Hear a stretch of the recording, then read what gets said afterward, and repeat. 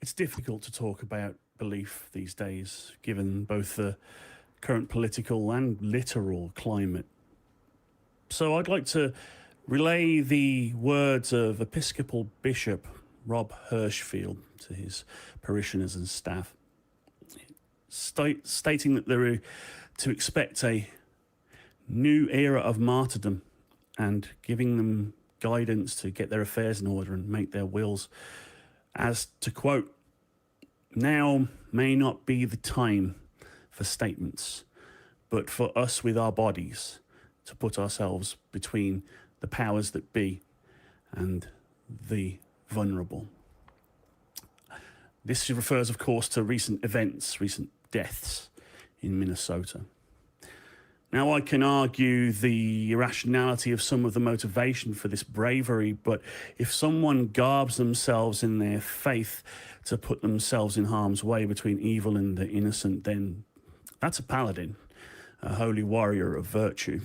And if you've ever played D&D, you know you stick by your paladin. So the question remains, whose side is God on?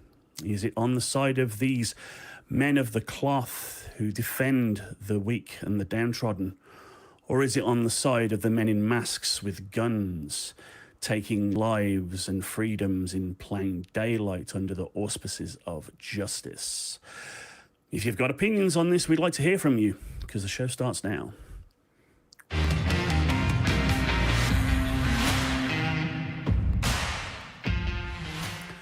Welcome, welcome, welcome. It is February the 8th of February the 8th of February?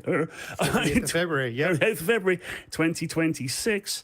Oh my goodness, time continues to march on. And this is Talk Heathen, your weekly call-in show going live every Sunday at 1 p.m. Central on YouTube, both horizontally and vertically, and now also on TikTok. So hello, TikTok people as well. And joining me today is Aaron. How are you doing, sir? I am doing very well on this superb Owl Sunday. Careful now. Oh. Yes, we do have some esteemed competition from not just other shows on YouTube, but also one of the biggest sporting events in the world. Hooray. But hopefully we've got an audience out there, and hopefully we're going to get some callers in. Yeah, come on, call us in. Call in. Mm-hmm.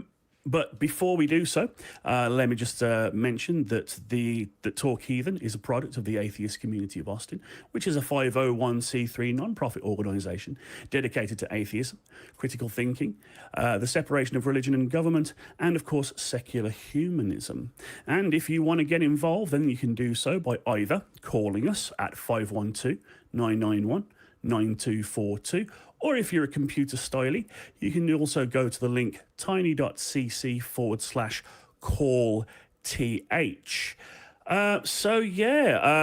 How are the heck you, Aaron? How have you been getting on, and are you happy to be on the show? I'm very excited to be here. I'm looking forward to getting some calls today. Right, callers? We're calling in today. Today's the day. Yeah, and we are looking for, of course, theist callers get priority, but the opening was phrased specifically to try and get as many opinions in, because it's weird that I'm finding myself far more amenable to people who I would have previously seen as kind of adversaries, because they hold what I think are irrational beliefs. But like, there's problems in the world these days that are sort of bigger than those sort of academic conversations, and I'll take any ally I can get, at least for the time being. Yeah, I really appreciate your cold open, because it brought out the contradiction inherent in religion itself. Yeah. In that you've got one group of people that on one side that they are sure that they are right and that they have the right interpretation of the scripture and that they're going to go out and help these people. And then you have people that they're literally fighting against that also believe the same things and believe that they are on the side of right, that God is on their side. And then you have two people clashing together. If anything out there proves that God doesn't actually exist, it's two groups of people claiming to represent that God and what he believes, fighting each other for dominance. You would think the all-knowing, all-powerful ruler of the universe would maybe clearly explain and teach his message so there wouldn't be violence in the streets. But I think that sounds like it might be too much to ask. Yeah, I'm always baffled by sectarian issues where it's like you both apparently believe in the same God, but do you have to fight over it? It's like the logical extreme of the kinds of arguments I have with people over cannon in Warhammer 40k or something like. Although I'm not planting explosives in pubs over it. So anyway, we're gonna rules lawyer God. What does he mean? What do we actually mean by the widow and helping other people? What is love exactly? Who do we love? Who is the stranger? Who is your neighbor? Yeah. What is it?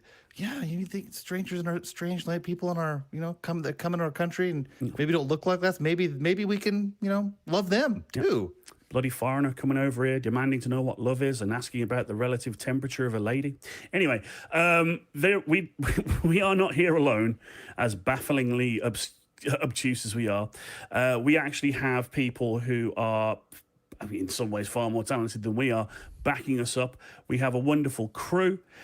In the background, if you'd want to come on and say hi, we've got our producers, we have our call screeners, our audio, our video, we have tech people, we have moderators, all of whom are a wonderful unsung army of people who basically allow us to do what we do and flap our gums a little bit. So I'm going to be... Oh, it's looking like we may have a caller that's just coming through the screening. So actually, we would usually talk a little bit further, but are you wanting to just sort of get stuck in and maybe take this call straight? Let's do it. Let's take a call. Okay. We can talk. You and I can talk later. We got forever to talk. So, well, they are still in the screening process. Okay. I jumped the gun slightly. Pardon me. I'm a little bit rusty. I've not been in the driver's seat for a little while. And if you're letting blind people drive, then, more fool you. I mean, whose problem is it really if we're letting blind people drive? I mean, it's not the blind person's problem. Yeah, so we'll be looking into that in just a moment. But the topics we were talking about, the issues that we wanted to raise, finding common ground with people of faith and putting aside maybe our sort of more, like, not petty in terms of they're not unimportant questions, like the question of, is God real?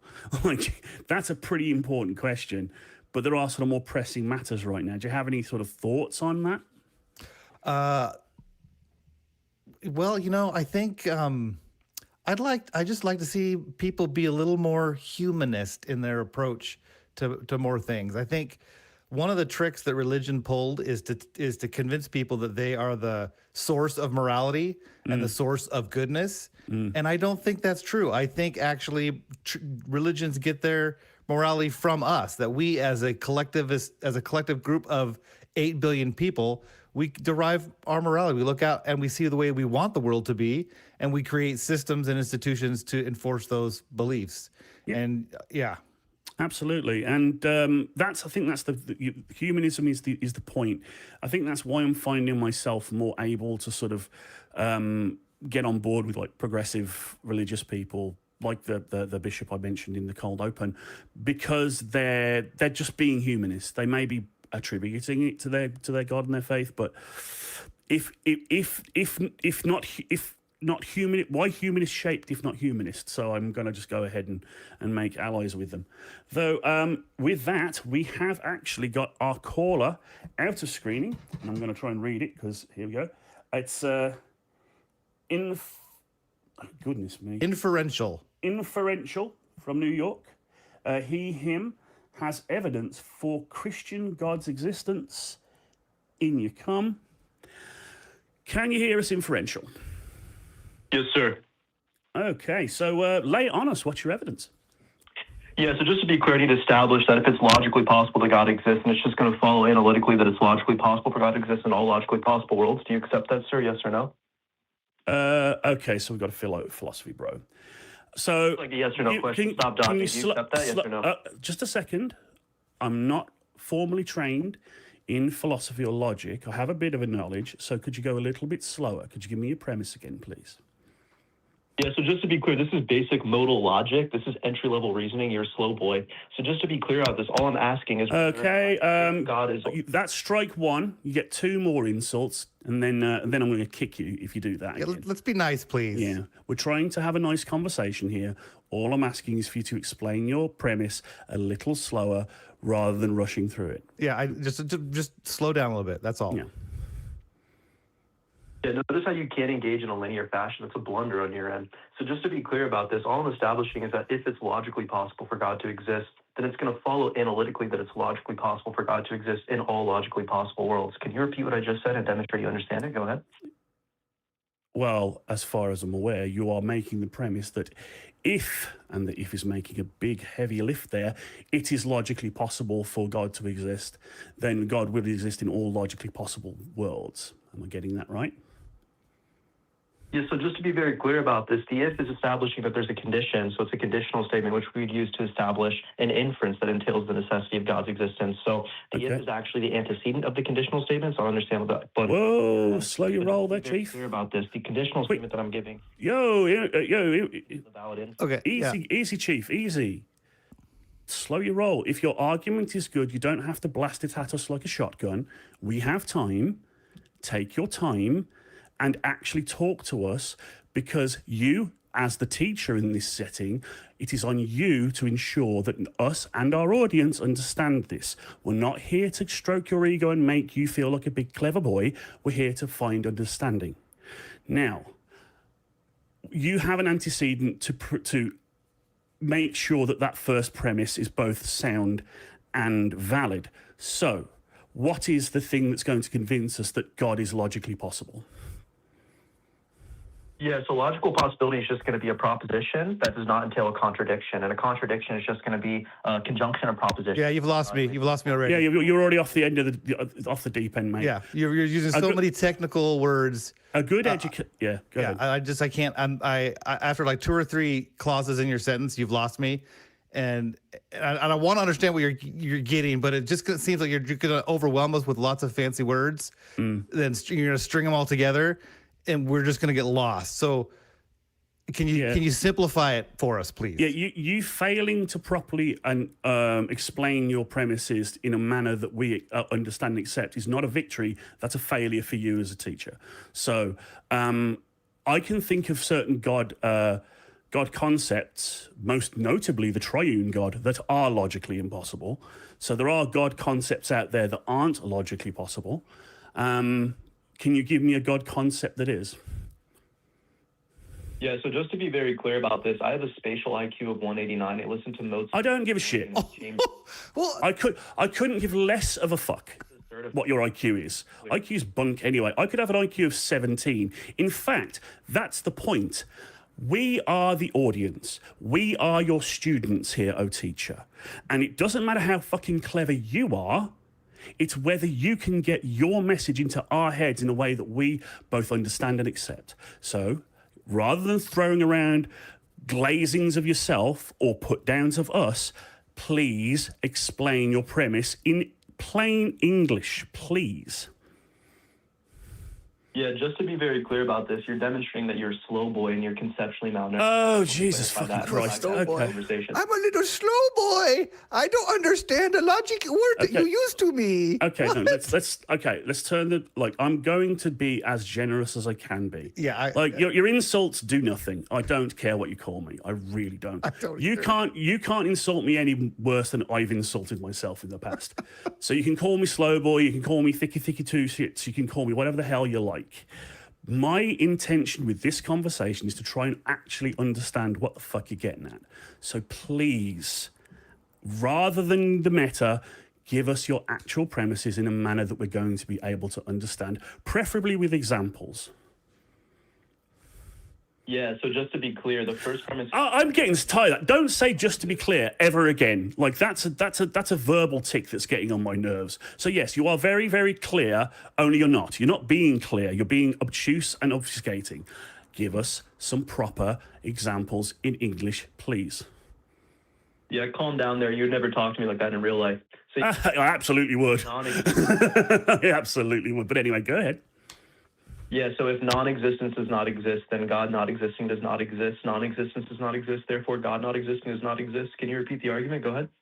No, I can't. That was So word salad. I can Yeah, repeat it's gonna be a it. tracking It doesn't error make on any your part. sense. Holy shit, what's- Non-existence does not exist, and therefore God not existing does not exist. Therefore God exists. No, It sounds really circular. there's plenty of things that don't exist. The concept of non-existence exists, and there's plenty of things that you don't believe in or don't think are real. That kind of argument, I could just say, unicorns are not Bigfoot, non-existent. Sasquatch. Yeah. You could substitute so many things in for what doesn't exist. Therefore, because it doesn't exist, Because non-existence doesn't exist, everything that doesn't exist, everything that could exist exists. yeah, it sounds like you're making an argument where you can plug anything in. Yeah, and then therefore it would exist. And you're just choosing, I want God to exist, so I'm going to put God into this argument because that's who I really want to exist. Sounds like you're begging the question. Yeah. You want God to exist, so you're That's coming up with a the logical reason for argument. God to The first exist. premise of the argument was if non-existence does not exist, then God. Okay, stop there. Stop. So Stop. Just. I really want to understand what you're trying to say. Honestly, can you just do the first clause for me so I can think about it and understand it? Go ahead and rephrase it. If non-existence, just give start the there. first premise. How about that? So the first premise is if non-existence does not exist, then God not existing does not exist. Okay, if non-existence does not exist, okay, I can fall. Okay, sure. What you mean is there has to be something. There can't be nothing. Okay, so here's my counter to that. Can you give me a cup of existence? Can I have like half a hundredweight of existence, please? Existence is just a concept. It's not a thing that can be or not be. Non-existence as a concept exists because we can conceptualize it.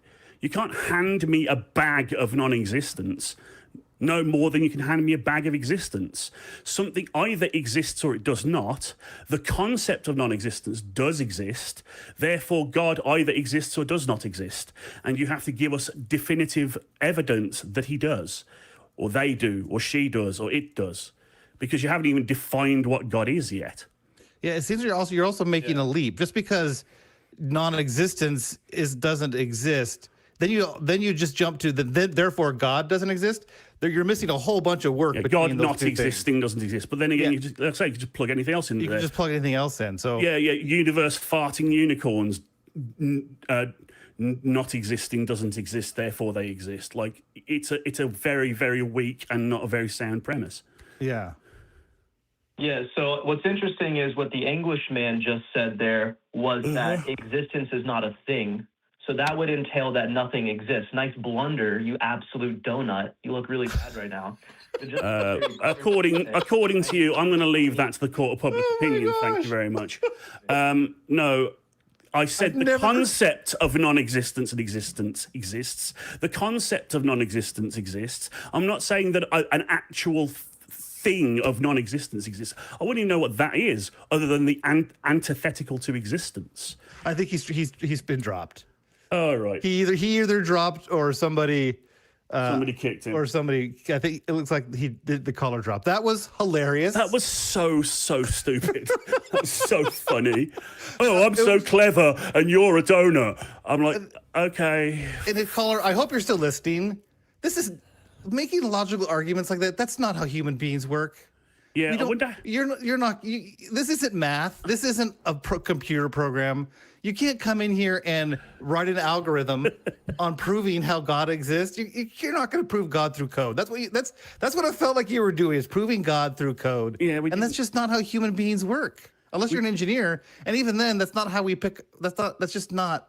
You're not going to. I don't know how anybody finds any of those arguments convincing. No, I don't think anyone does apart from them. It's an ego stroking exercise as far as I can see, because I'm like, can you just give us concrete evidence of a God, or can you define what this God is and why we shouldn't just plug anything else made up into it? And could you stop with the insults and the self-aggrandizing? I'm a sad boy donut, man. I'm a sad boy donut. I'm a sad donut boy. And I have sprinkles. But yeah, I'd like a donut. That'd be nice. Well, so as we come down from that amazing high of intellectual wonder, I would like to do a few shout outs for people who want to get involved with the ACA and our shows. So if you are on the YouTubes, do feel free to subscribe to the channel. Feel free to join. You'll get perks, including things like preference in the chat and chat emojis, which are great, one of which is my dumbass face in a lion costume, which is hilarious. You can also go to our Patreon, and we'll go to that in a bit, which is at tiny.cc/Patreon TH, I think. You can also engage on TikTok by joining us as well. Feel free to do so. And you can go to our website, which is www.atheist-community.org, where you can find information about our events and upcoming things that are happening. One of which is great, which is we're having the Genetically Modified Skeptic at the library on the 14th of February, I believe, for a religious studies night, which is going to be fun and cool and groovy. And we have a couple of super chats. Oh, bring them on. Yes. So we have Anne Christine, the Donut Fiend, donated $10. Thank you, Donut Fiend. Thank the gods for the best atheist channel on YouTube. Heart, face covered with hearts emoji. Yes. Aww. Thank you very much, Donut Fiend. And then, Anne Christine, the Donut Fiend, has given us another super chat for $5 and said, hey, don't knock the donuts. Or just don't knock donuts. I put an extra that in there. I apologize. Don't knock, indeed. Don't knock donuts. That's really good advice. Let's not be knocking donuts. They are a wonderful sweet treat. I mean, I don't mind being called a donut. I like donuts. I like donuts too. I think donuts are delicious and amazing. Yeah. Again, not to dwell too much on that call, but you resort to name calling, you've already lost. But anyway, it's like what? Oh. And one last little announcement, Bitty Bob. If you want to adorn your fleshly human form, or perhaps drink beverages from merchandise from the atheist community of Austin, you can go to tiny.cc/merch ACA. We've got hoodies, we've got t-shirts, we've got vests, we've got mugs and tumblers and all kinds of stuff. I have a Truth Wanted mug downstairs. I don't have it with me right now, and a couple of very nice t-shirts, again, which are currently in the wash. I should have laundered one for the show, but oh well. And that's fantastic. So do feel free to get yourself some swag there. And while we wait for more people to pop in and hopefully be less bafflingly arrogant than our previous caller, back to, well, let's actually just talk about convincing people of truths. That's an interesting thought, because that was a bad way to go about it, in my opinion. We are very I've much heard a lot of people trying to make those logical arguments, those if this, then this, if this, it's just, and I don't know if you could do that. Yeah. I would like to know if anyone was convinced that a God is real by an yes, call in if you're listening and somebody convinced you that God exists via logical argument, via code. Yeah, call in. I want to hear your story. That would be interesting. But of course, as critical thinkers, as skeptics, evidence is what we look for, and it doesn't have to be like the ultimate perfect evidence. A convincing argument is something that we can get on board with if you do have. Like I say, I counter the triune God with logic, because the triune God just doesn't make logical sense. It's an internal contradiction. But yeah, and the triune God is the all-knowing, all-powerful, all-merciful, right? Yeah, all-loving. Yeah, and so all-loving. You can't be all three of those things. No. And that's been knocking about since Epicurus back in 400 BC, I think. So before old JC was knocking about, we were already questioning the efficacy of the omni-God. So yeah, please do call in and give us some more convincing arguments than that, or at least tell us if you are a believer what convinced you to go. as we tried to in that call, this show, Talk Heathen, is very much about conversations. We don't want to have a fight if we can help it. We want to just have a chat and take it at a little bit of a slower, more leisurely pace.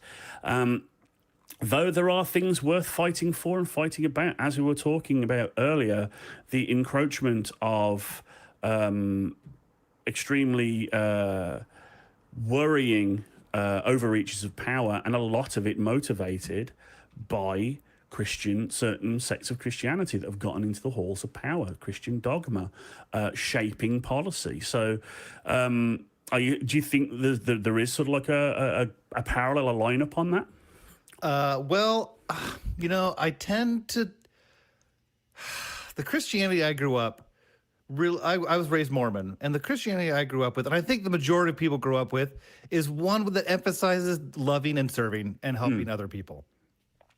And so I think what is happening is that I think people in the halls of power are taking advantage of people with religious beliefs. Yeah. And they're using the dogma of the religious beliefs to control people and to get them to focus on things that aren't really as important as other things, and get it on their side. Because you know what? The loudest people in the halls of power that talk about Christian values, they're some of the least Christian people that I think I've come across. And to me, that says if you claim to be Christian and aren't loving of other people, loving your neighbor, then I think you've co-opted Christianity. And I think shame on Christians for letting that happen, for letting themselves be co-opted just for I don't even understand why. And so it shows this meta issue that we have with religion that comes from dogma, like faith that comes from dogma, or spirituality that comes from dogma, in that often it's down to either teachings or texts, and the interpretation of those teachings and texts. And this isn't just Christianity, this is any large organized religion. The interpretation is everything, because we've got people, as I'm saying, people who see this book, read the same words or very similar depending on your translation, and go, right, I need to literally, bodily stand between like violence and innocence. That's my duty, that's my role, that is where God wants me to go. And the same tone, the same text is used to go, actually, no, it's perfectly reasonable and right to subjugate this group or that group or the other, or to engender this particular type or stripe of bigotry. And right down to, like, we're saying, rules lawyering. Like it's a game, like rules lawyering definitions. Like, what do you mean by neighbor? What do you mean by brother or sister? What do you mean by servant or slave? Let us tweak with the definitions of these words to suit our particular agenda or outlook. And boy, oh boy, have we had some conversations over the years because of that. And wasn't that kind of Jesus's point, was to knock it out with the rules lawyering? Like, that's why a bunch of his parables even exist, right? Because they were trying to rules lawyer. Like, what is, God, Jesus asked, what's the greatest commandment? Love God. What's the second one? Love your neighbor. And like, well, who's my neighbor? Okay, now you're fucking rules lawyering, right? And so that he had to give the parable of the Good Samaritan, right? So where a Samaritan comes by and actually is the only one of the priest and the Israelite. I can't remember who the other people that passed by this injured person on the side of the road. It was the Samaritan. It was the outcast. He was an immigrant. He was somebody that was not from Israel, right? A Samaritan. And Jesus says, so who of these people was a neighbor to this person? And it's like, oh, it was the Samaritan, the people we don't like, people we want to kick out. And maybe we should not be focused on the rules lawyering. We should be focused on loving and serving people. And guess what that is? That's humanist. That's what humanism is, right? Yeah. That's really what humanism is let's treat everybody like we would want to be treated. Yeah. And I'm happy to just call on words of people of faith that align with that humanism. Like you're saying, who's my neighbor?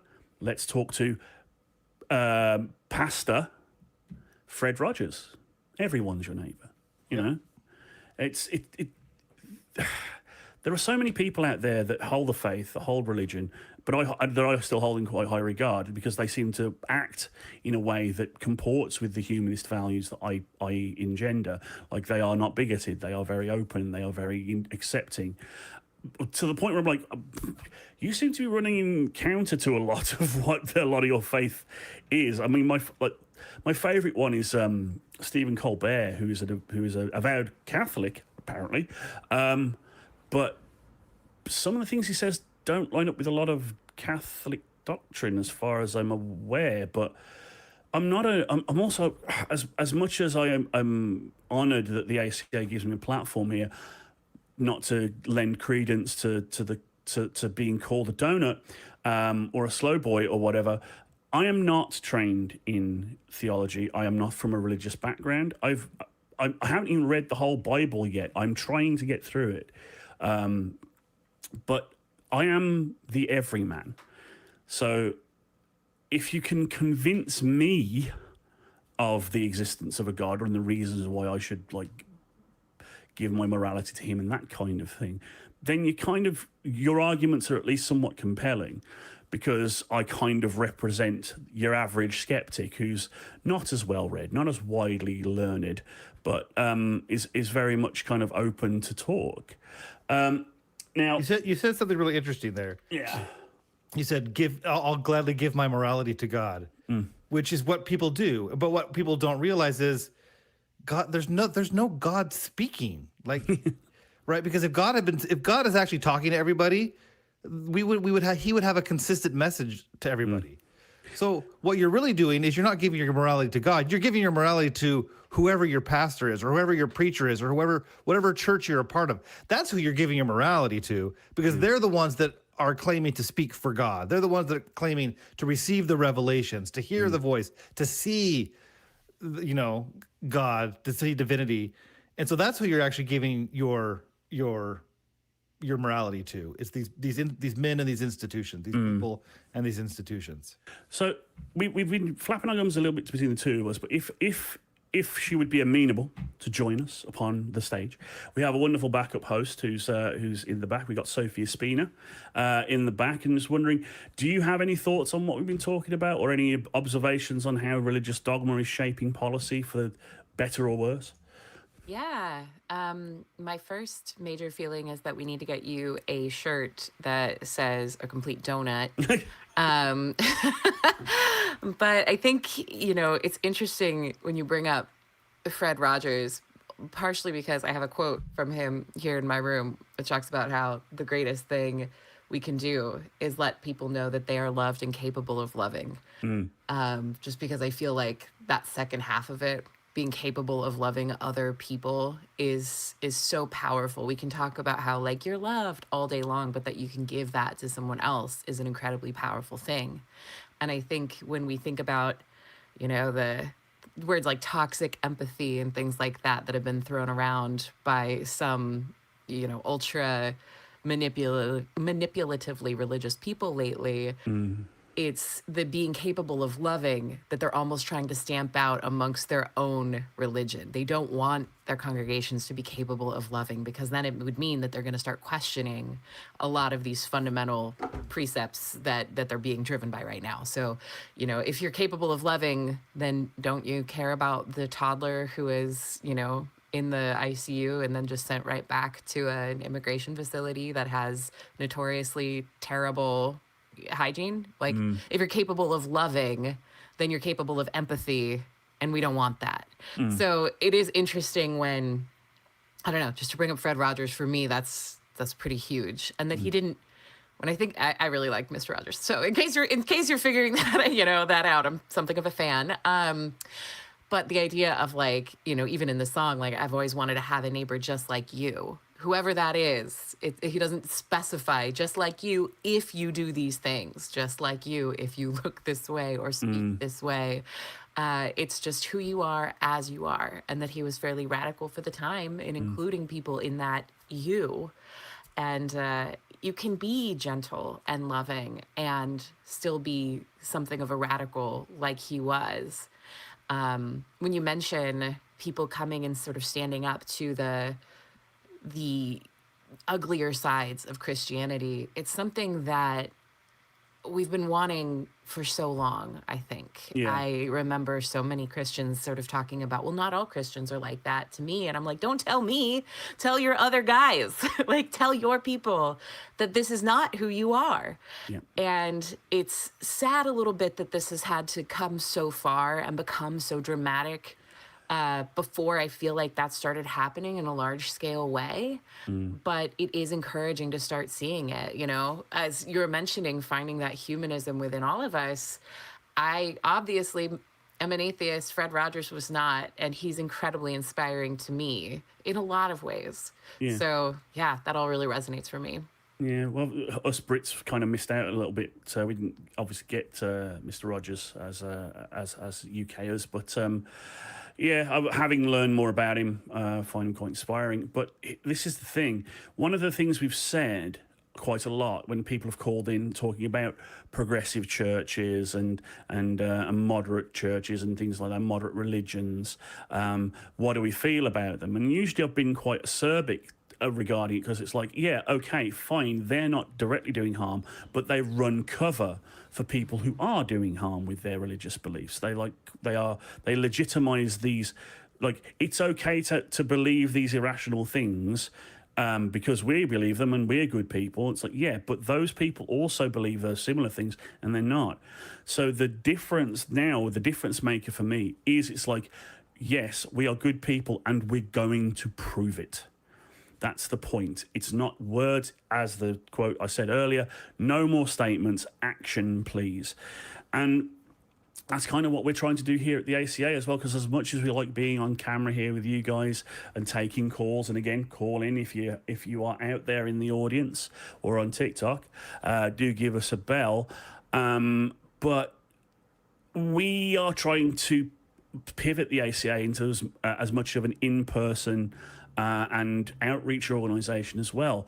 Wonderful people here at the ACA have been working very, very hard to make the Free Thought Library more available for more people to collaborate with other organisations. Like I say, we're running events. We have been doing donation drives for different organisations, basically just trying to actually affect good in our community, like that C in the middle, the atheist community of Austin.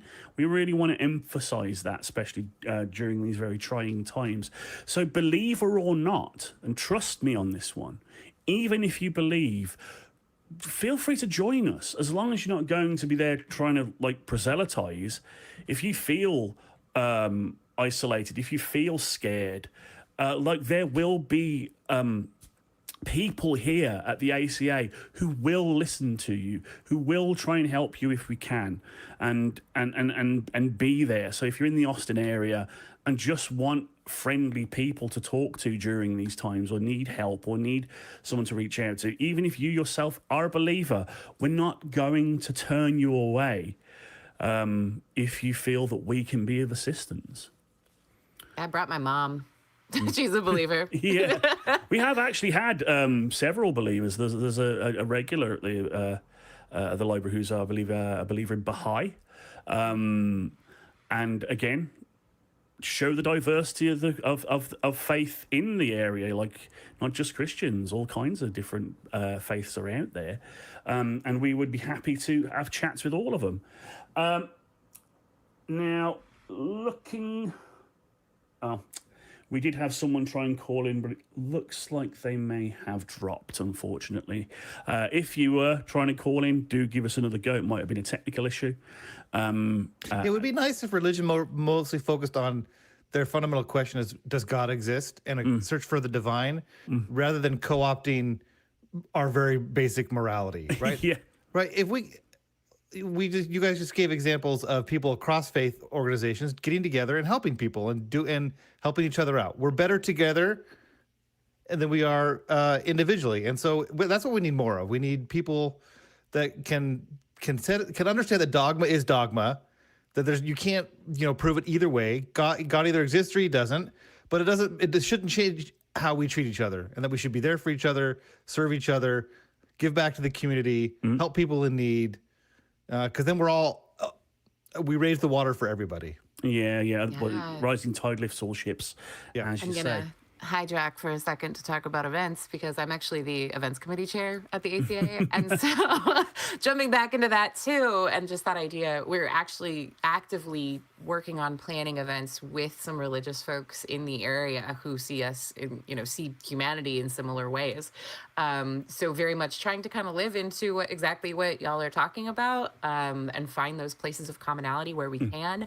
But currently, I really do want to emphasize that if you are curious about the in-person events, particularly right now, we use meetup.com. And so meetup.com/freethought-library, you can find all these upcoming events, including religious studies on Valentine's Day about Buddhism, hells, and death rituals, which is actually going to be, we have genetically modified skeptic there, but it's led by Natasha L. I think it said Mickles, who's an assistant professor at Texas State University. This is like her area. And so I thought it was really fun that we're going to do death rituals on Valentine's Day and like Buddhist hells. It's amazing. Every Wednesday, there's philosophy night. The second Friday of the month, there's always game night. And it's just fun and people hang out and play games. You don't have to sign a creed of like, I am indeed an atheist to play like Uno with us. It's okay. Are you sure? I'm pretty sure. I have not established that like formally. Oh, I see myself. Yes. There we go. Oh, I was like not on screen for a second and then, and then we actually have something called Secular Sisterhood on the fourth Friday of the month. There we go. Where, it's like women identifying people. It's a pretty broad group, really, who come down and we just hang out and sometimes we have cake, It's a really interesting kind of group. And then on the fourth Sunday of the month, we're doing drag story time, and that's become monthly now. It is growing. It's so fun, and we do a craft, and we have snacks, and there's fantastic drag queens reading stories. It is just glorious and glamorous. And is there any other kind of drag queen than a fantastic one? I haven't met them. I just assume maybe, probably. I don't know them, but I think it's just part of it. It's fantastic. You're a drag queen. You're fantastic. Exactly. There you go. We're currently in discussions to do some cool projects that we can't talk about too much yet, but I'm super excited that are with other national organizations even. And then for virtual people, one of our big goals this year is to have more virtual events where we can just kind of get to know each other, build community. We don't exactly know what that looks like. It might be virtual game nights. It might be virtual movie nights. It might just be chatting about stuff. It could be a lot of different things, but if you have ideas, hey, comment, email, let us know because that's a huge priority for this year. Yeah, I'm currently talking to one of the events peeps that Sophia, about maybe doing something for the ACA, maybe doing something silly, but that's for the future. Now I'm going to be extremely rude to our wonderful backup host and kick you straight off the stage back to the backgrounds because we have a caller waiting in the wings. We have Anne calling in from California, who wants to apologize to me about the super chat, also wants to talk about how Christianity is used. Let's see if I can get her in without blowing up the call thingy. There we go. Anne, can you hear us? Yes, I can. Hello. How are you guys today? I'm brand new. We're doing well. Okay. Good. Well, I want to start off by apologizing to Jamie because the message in that $5 super chat I did, I put don't knock donuts when I really should have put donuts rule because I think saying don't knock donuts meant don't be mean to donuts by, comparing them to Jamie. And it's no, I didn't mean it like that. That was just my first response. And then I'm like, no, donuts rule. I should have just put donuts rule because they do. So they do. So I do apologize for that. No apology needed. I am delicious. But anyway, what was on your mind regarding how Christianity is used? What do you want to talk about on that front? Well, I guess I was looking at your survey question in the chat, and it says, whose side is God on? And one thing I've noticed about Christianity, and it could probably be applied to other religions, is how, each, denomination or whatever, or even individual believes and how they use their religion, because, I'm not the type of person to say, oh, that person's not a true Christian, that person's not a true Christian. I think anyone who calls himself Christian is a Christian. But I've noticed, like in history, like there was a slavery Bible, but there was also Christians who fought against slavery. Yeah. So it's the same religion, but,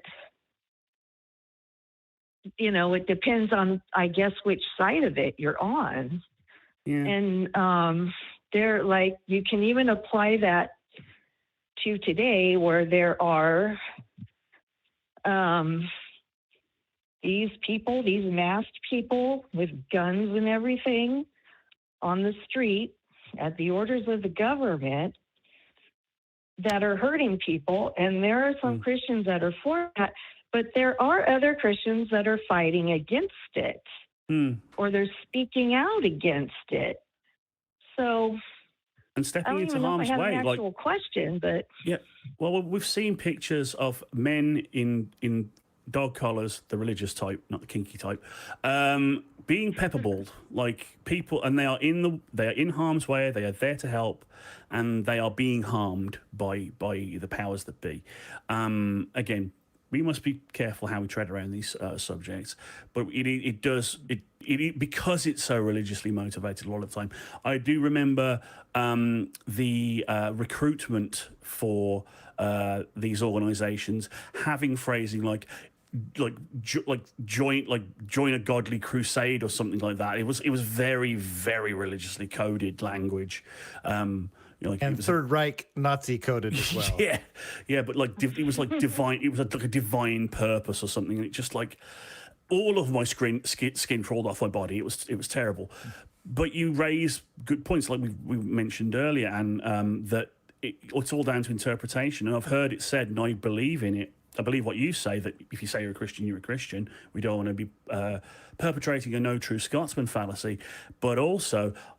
Not just church to church or denomination to denomination, but pew to pew. Like, no person in a church has the exact same God in their head as the person sitting next to them, because we're all individuals and we make our own slight tweaks to the interpretation. What do you think about that, Aaron?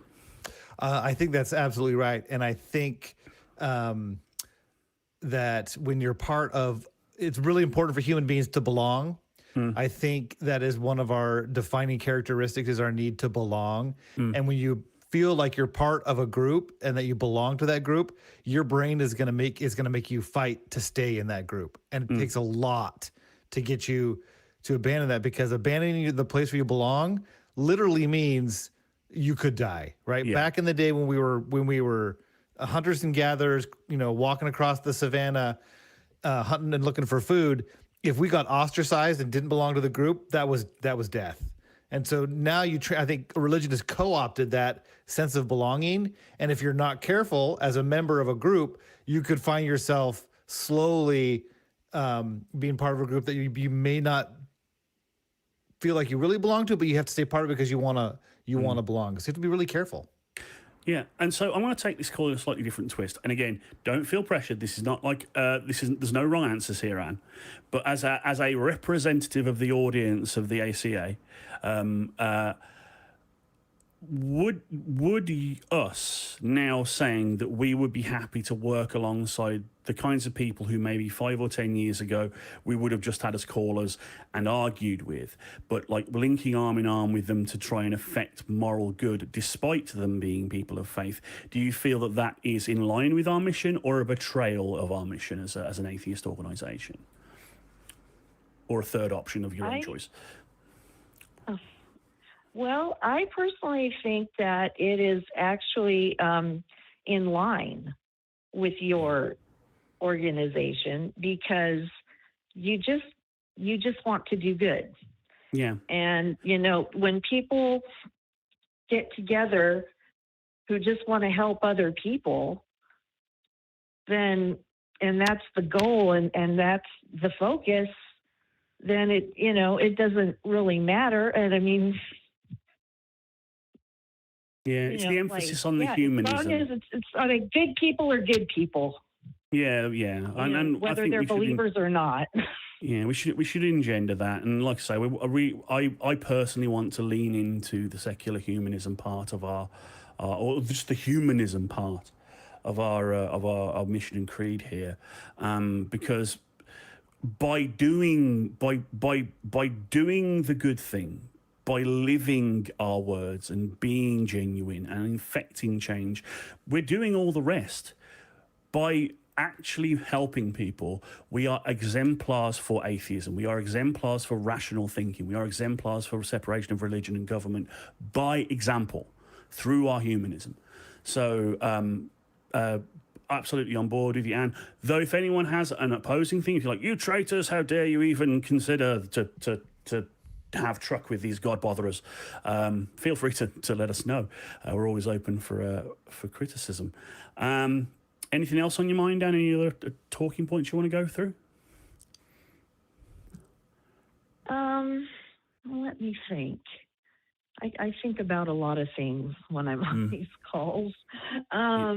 If you think of anything else, Ann, go ahead and give us a call back. We do have another caller in the queue that we'd like to get to, if that's all right. Yeah. Thanks. We appreciate your call, and we had a really good discussion, and appreciate your participation in the community. Yeah, fantastic. All right, thanks. All right, yep. Have a So, good day, guys.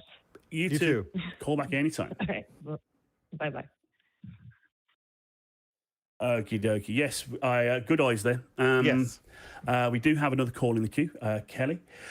We do notice you. Please do hang on for just a moment. But I am going to delay that call for just one more moment because we've got one more thing to do. And that is to thank some people, some very special people. Thank you, people. Yes. And is that my job? That is your job. That's right. Oh, the top 5 patrons. Top five patrons. We really appreciate your support and your continued support of Talk Heathen and the ACA. This week, our top 5 patrons are: number 1, Oops, all singularity. Number 2, Dingleberry Jackson. Number 3, Kalevi Helveti, which I want to read as Cal Evil Helveti. I think that's better. Cal Evil Helveti. But anyway, Kalevi Helveti. Number 4 is Scott.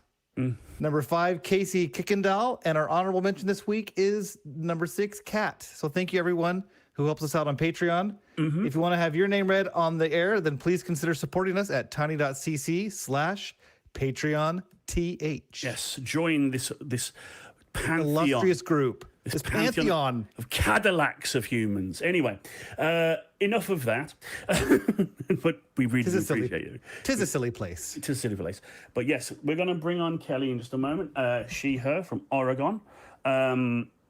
In the process of deconstructing and very judgmental of Christians. Now, this, I think, is going to be a juicy call. So, Kelly, as soon as you can hear us. Can you hear us? Yes, I can hear you. Yes. Fantastic. Hello. Okay. Good morning, Aaron, Sophia, and Jamie. Good morning. Good morning. Thank you. Oregon represent. I'm also up here in Oregon. Oh yeah, I'm in the future. I'm in the afternoon. But yes. So what's on your mind there, Kelly? Yeah, I'm noticing this phenomena of in my early deconstruction here, and I still am a theist. I still fundamentally believe in God. However, the whole religious framework, biblical framework, and all the other religious books I've read, it's been kind of kicked out from underneath me. So I'm kind of floating along. So anyway, I find myself so impatiently offended and very thin-skinned and very defensive and judgmental at the same time. As I listen to these talk shows, sometimes I hear the show will make fun of something to do with the Bible or Christ or whatever, and I'll get angry. And then I'll turn around and I'll hear a Christian say silly things, and I'll get angry. And maybe I shouldn't even be calling in. Maybe that's part of the problem right there. I'm just too emotionally immature to be online. However, the other day I was engaged in a conversation, and somebody was speaking about, I believe it was Exodus 20:12 maybe, and I just got offended by what I was hearing, their interpretation of it. And I started to talk about, I misspoke, and I got caught up in my own hubris and started talking about things that I had read back maybe 30 years ago in the Bible and the Hebrew. And basically I misspoke. I said something that was just not true. I've been alive so long now, I don't even remember the things I had read all that time ago.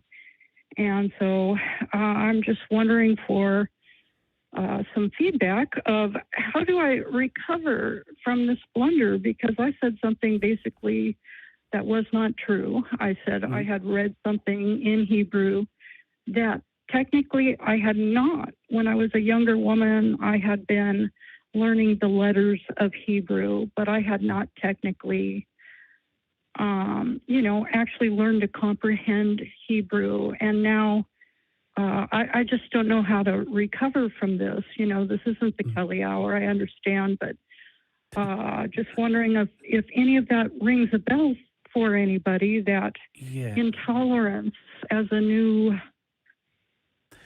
So you think I was 5 years old stomping my feet? No. So there's a few things I'd like to say. First up, deconstruction is something that you should take at your own pace. There's no real correct way to do it. It's an individual journey, so don't beat yourself up about any of that part of it. And I am happy to always say that, while I would always want people to fully free themselves from what I would think of as rational thinking, I will accept that some people just are more comfortable not going all the way there, and that wherever you end up is where you end up, and that's fine. Secondly, you said that you lacked the emotional maturity to be talking online. The very fact that you are making that claim or criticizing yourself that way proves the point that you are not emotionally immature in terms of things. You may have very hot feelings. You may have emotions that come riling up. We all do. I have in the past spoken through passion rather than brains. And again, part of our mission is rational thinking, trying to speak with your head rather than your gut. But don't beat yourself up about that either. We're human. We're not robots. And the very first thing you've done is to admit that you were wrong, and that's not a failure. That's intellectual honesty, which is all we can truly ask of people, that they be intellectually honest and to have accountability for their words and actions. And it sounds like you're doing all that. So yeah, you made a blunder, but everyone makes blunders as long as you own it and try and improve from it. I mean, life is failing upwards. We fail and fail and fail so we can eventually succeed. And if you feel that these conversations you're having are worth having, like they're going to be productive in some way, then fail as much as you need to. You're not letting the side down. You'll get better at it. I love that. Failing upwards.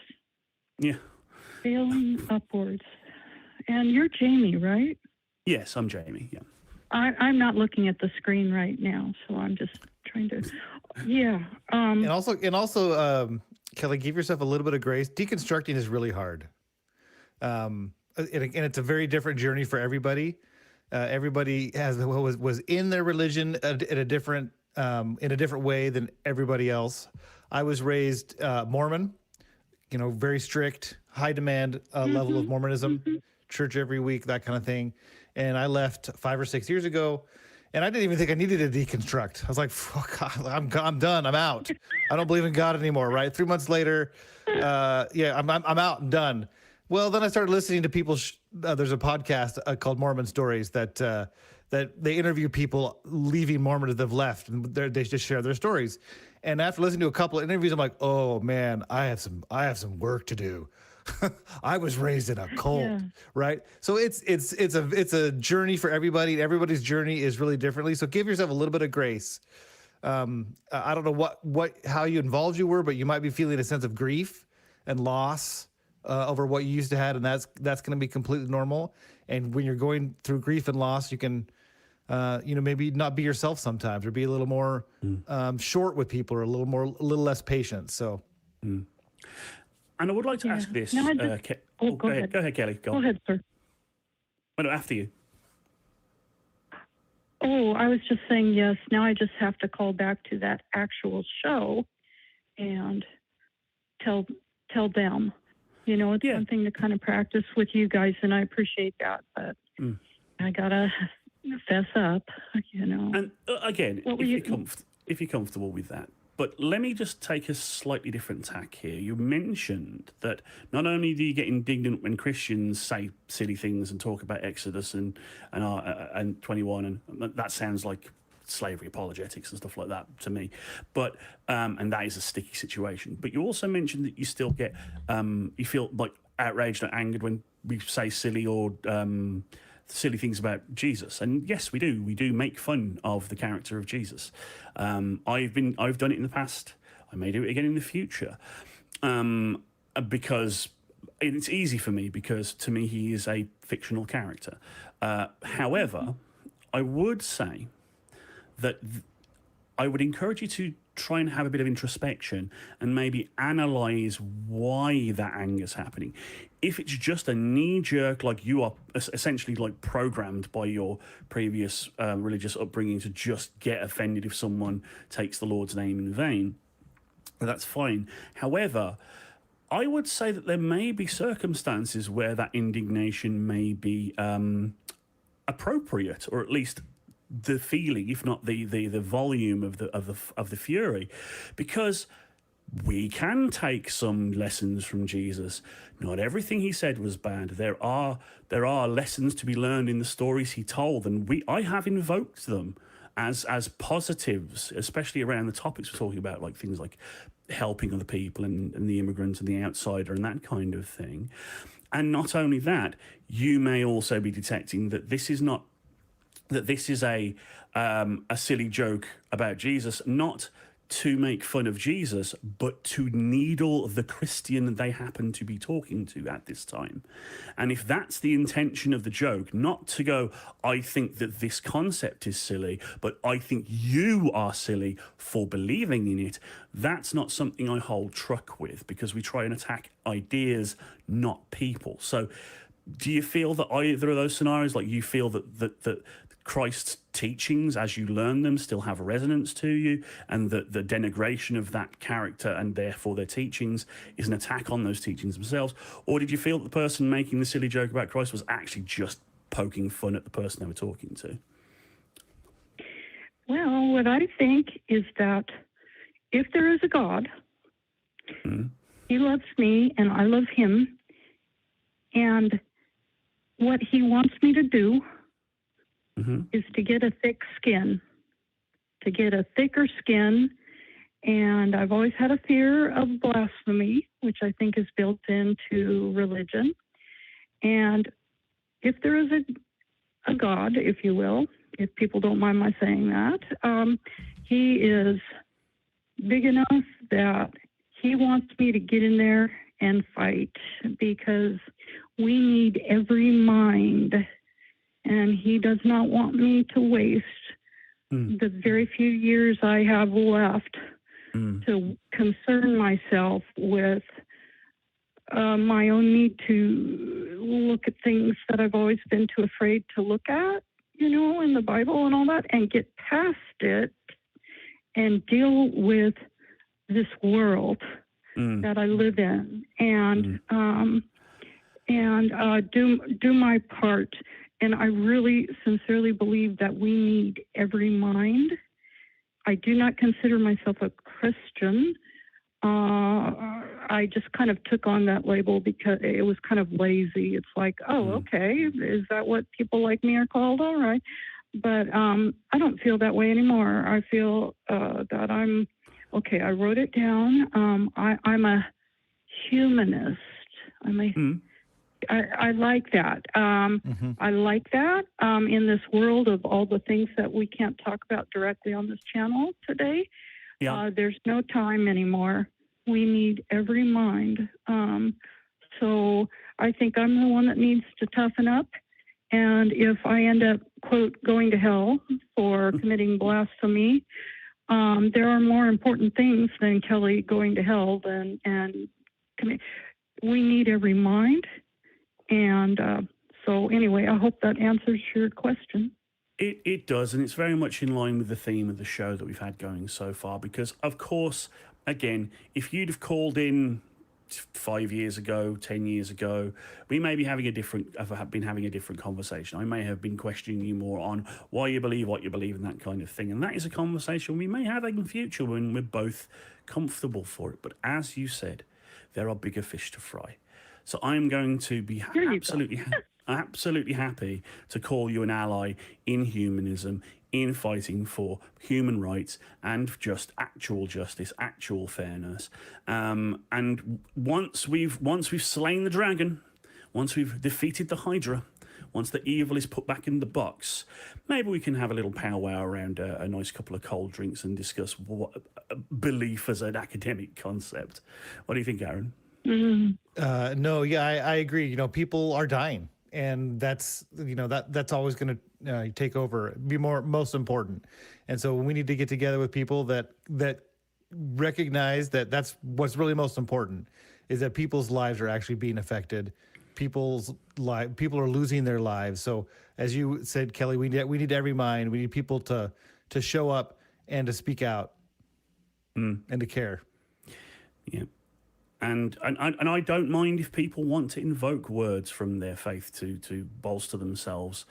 Again, these are conversations we can have later about whether actually believing these things are true is rational or not. But we're living in an irrational world right now. Things don't make sense like they should. Norms have been shattered. Like decorum is out the window.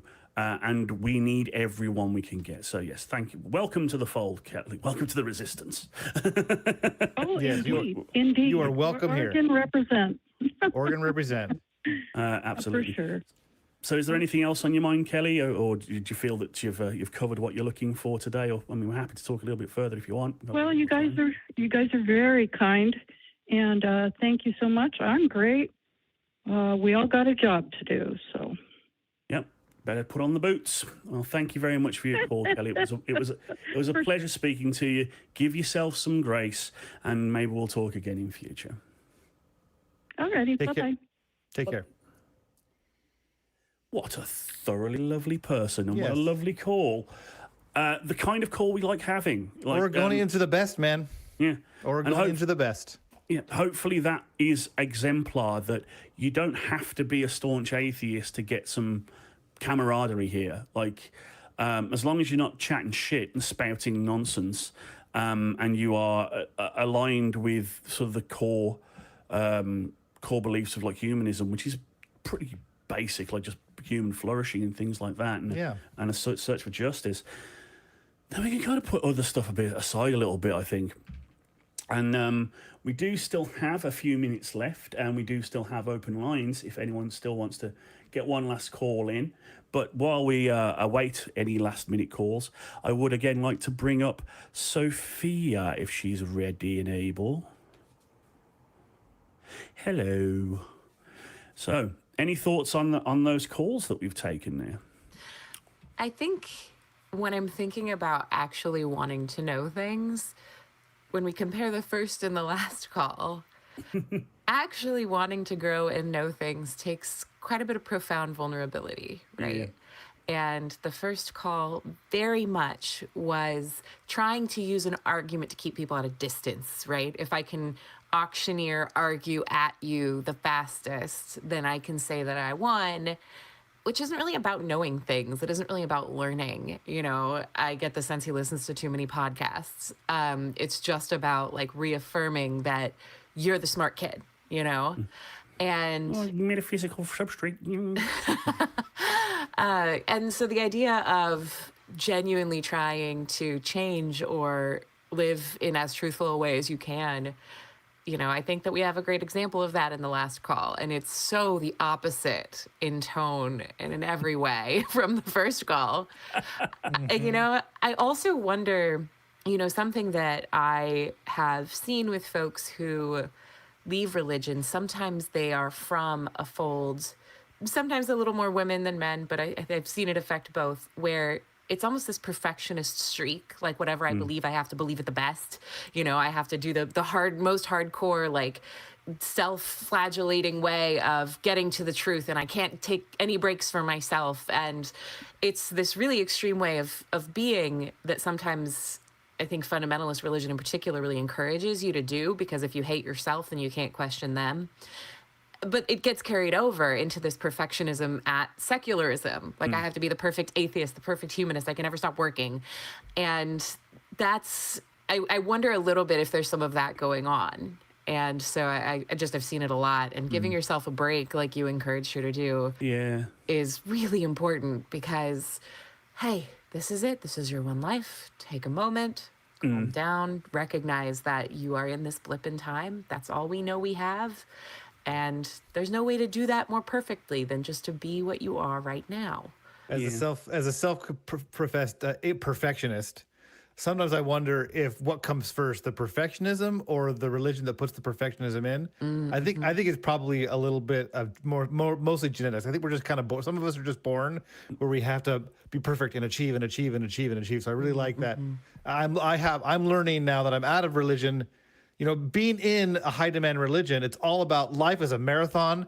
You have to just keep going and running, don't stop. And then once you die, then you get your reward, right? There's no rewards in this life. It's all about staying in that race, make it, you know, keep going forward, and then you get the reward. Now that I'm out, there's no more marathon anymore.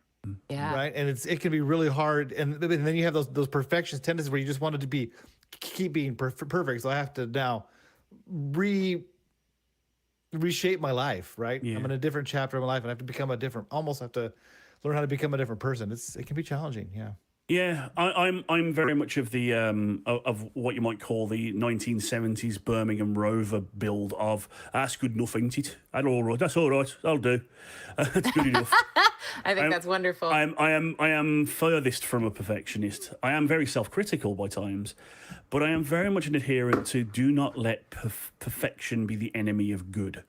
Like don't stop yourself from doing something just because you don't think you'll be able to do it perfectly, especially if it's for the greater good. And I think that fits in exactly what we're talking about today, is that we can't be waiting for perfect people to come and join the ACA and help us in our mission, right? Yeah. We can't wait for people that are, you know, avowed atheists and avowed humanists. Sometimes we have to take just people that, what's the most important thing? And the most important thing is that we're all humanists, so that we're all trying to help other people and not letting the perfect be the enemy of the good. Yep. And also, like you were saying there, Sophia, don't let guilt for not doing enough. Like I had this this existential crisis last April, when a lot of the real sort of the ramp up of all the protests and outreach and right on stuff was kicking off, and I was like, I'm not doing enough. I'm not saying enough. I'm not being any. I'm failing. I'm failing as an advocate. I'm failing as an ally, and that's just gonna put you in a funk where you're not going to do anything. And better to do something rather than nothing, because you're too busy beating yourself up for not doing everything. And if you actually add up the hours in a day and a week that you actually have available free to do things, there's not a lot of extra time. And what I also find is that a lot of the good that can come Yes, being proactive and doing active things like community building, outreach, organizing, educating, the kinds of things we do, that's fantastic, and do it if you can. But as we say, living by example, calling out bigotry when you see it, not staying silent, and just being aware, that's often good enough. Evil flourishes when good people do nothing. So as long as you're not doing nothing, as long as you're doing something, if it's just saying, hey, you can't say that word, or come on, like, you really think God thinks that way? Or just, you're in your Call of Duty lobby and just not slinging slurs around, whereas everyone else is. Like, be the goodness you want to see in the world, as cliche as that sounds, because it is infectious. Yeah.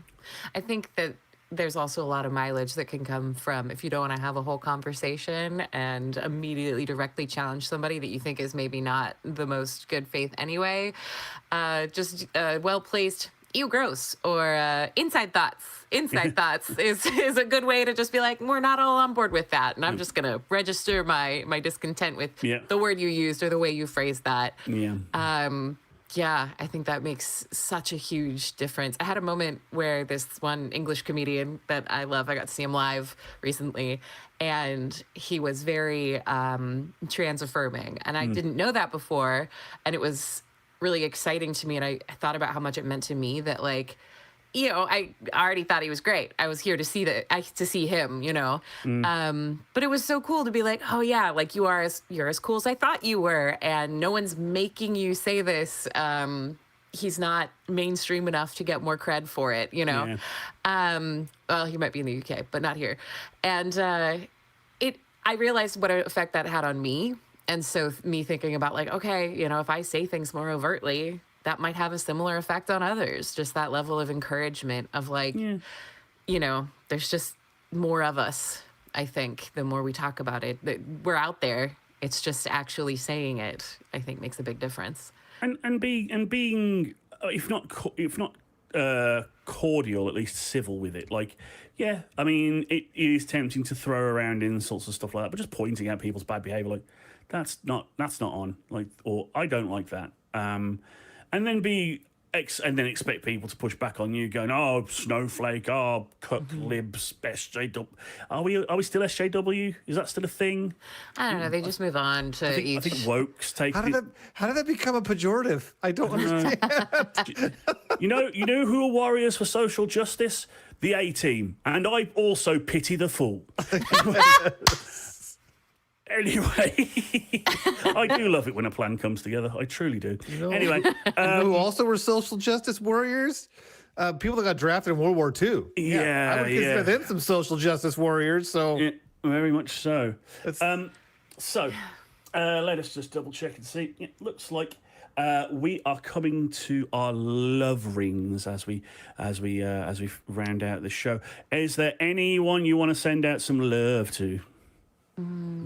Everybody in Minneapolis and in Minnesota. Yeah. People who are having those difficult conversations with family when they're like, hey, maybe don't be horrible. Maybe actually live by some standards. People who are doing that. Yeah. People that are being oppressed by people that should be protecting them. Yes. Abusing them. And everyone doing what they can with what they have, where they are, big or small. You are all allies in the cause, and you are all heroes in my mind. So that just leaves us to say that the atheist community of Austin and Talk Heathen is for everyone. And if you are hold on. Last we have breaking news before this. We have some super chats. Yes. So we're gonna do the last two super chats, and then we can sign off, I think. So first we have Kelly Scher 4937 that's been a member 2 months, donated $4.99. Thank you. Says, thanks you. No, thank you. No. And then we have Some Kind of Dickie, who's been a member for 1 year, donated $2. Says, great show, ! Now I'm hungry for donuts. Yeah. Let's all go get some donuts. I know that guy. He's the closest thing I have to God, because he's the DM in our D&D group. Anyway, he is some kind of dickie, let me tell you. He absolutely is. And thank you very much for those last couple of super chats. Without the generous support from everybody and the patrons, we wouldn't be able to do what we do. Yep, and you're making a difference. Yep. And if you don't believe, then this is your community. But if you do believe, we don't hate you. We're just not convinced. I was going to say it with you, Aaron. Oh. We're just not convinced. I love that.